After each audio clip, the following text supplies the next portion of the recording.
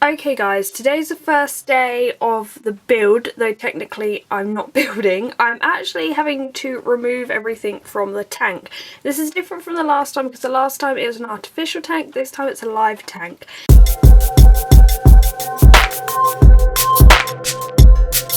Now, one thing I've noticed whilst removing some of the plants is this dragon tree at the back has actually grown into the background. I didn't even think it was growing, but it really is. I'm going to have to try to remove some of these. So these are the polka dot plants. And these have been doing really well, although, as you can see, there are new ones growing.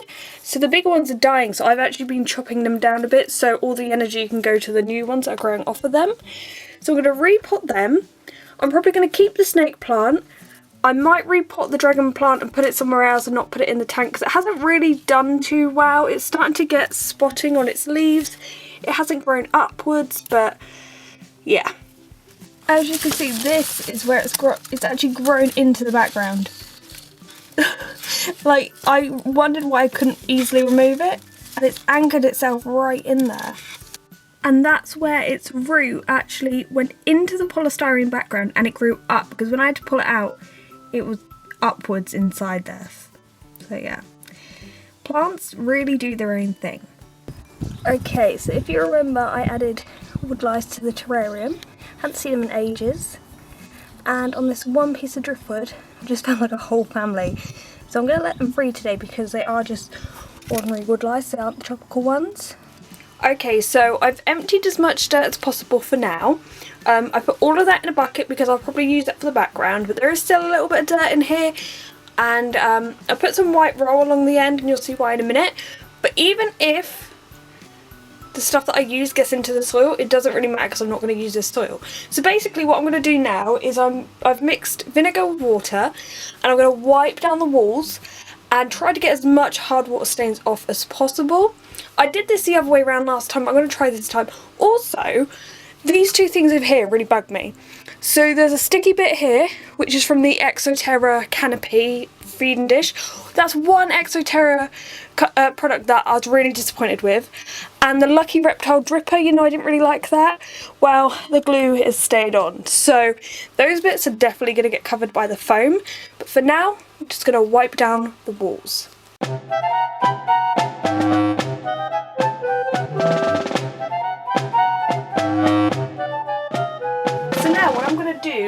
Obviously the light is on the timer, so it goes off at about 6 o'clock, so it's got about an hour and a half left.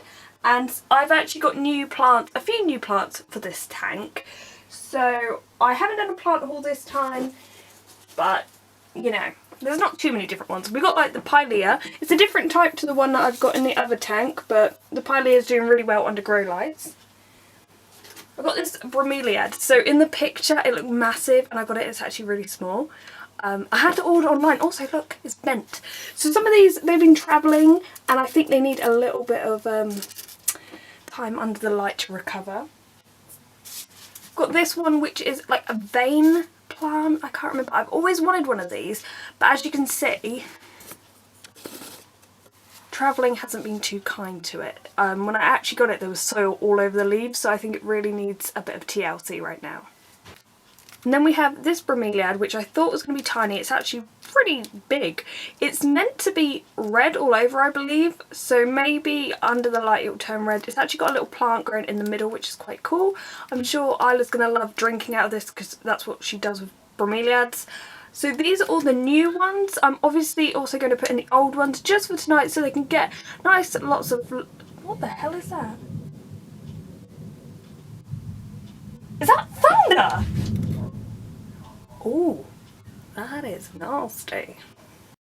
Okay, so here are loads and loads of different natural decorations that I have been going through for the last few hours trying to work out what will actually work. I've taped up the main piece because this is really heavy and I don't want it to collapse in the background. Got a stick there, a plant pot's going to go there, and I'm going to put some things in the background and everything. But now I'm going to start with the foam.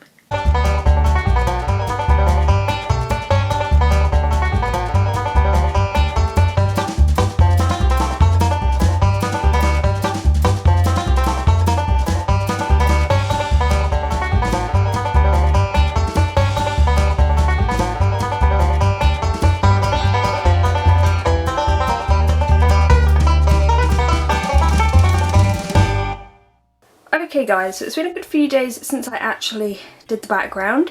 What you didn't see is I also did this side of the tank. So the reason I couldn't film that is because it was at the most awkward angle.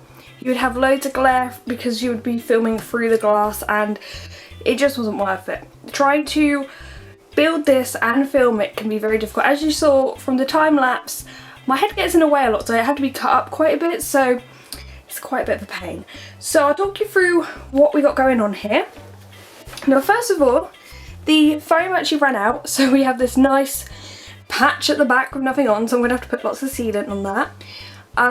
I was originally going to put a food dish here and attach this to here with foam to make it more secure, but we ran out of foam, so that was no good. So I have a food dish up here. It's probably a little bit higher than I intended to have a food dish, but the good thing about this is that if the gecko's up here, you can access that. You can also access it from going here and crawling up. So you always want to work out a way of your gecko actually accessing the food and water dishes. If you do have a water dish, I am going to include a water dish because I know that Isla does drink from water dishes. And one thing I've found a bit of a pain when you have live plants is you don't want to spray water over the leaves too much because some of them it can completely damage the plant, some go yellow, so it can be quite destructive. Obviously it depends on what type of water you have, but because Isla can drink from standing water, I have made this little area here where I'll put in a little water dish, only a shallow dish, you don't want anything too deep. Now in terms of things we've got in the tank, this is going to be a planter. We've got bits of cork at the back. We've got this here because this was originally in Isla's tank and she loves crawling along it all the time, so I just put that in. This massive piece of wood that goes all the way here, but what I'm going to do is this area is probably going to be covered by soil, so it's going to sort of look like a tree trunk. That was my idea anyway, and a bit that emerges out here. It's also close enough that the gecko can jump from there as well. She has an almond pod here. Now Lyra, my other gecko, I'm going to decide to name her today, she doesn't use her almond pod as much, and that might just be because it's really low down in her tank. It's actually next to a plant, it's quite submerged, you may say. But I put that a little bit higher in Isla's tank and maybe she'll use it. We have mushrooms here. So I had 5 mushrooms, these are the last 2. Lyra uses hers so much. I would highly recommend these for crested geckos. So the largest mushroom that's right at the top, she sleeps on all the time and that's where I leave her food. Then the other 2 are just beneath that one, and I have actually seen her sit on them occasionally. But she definitely loves them. So I've got one here, and some cork here. A nice bit of driftwood in this corner.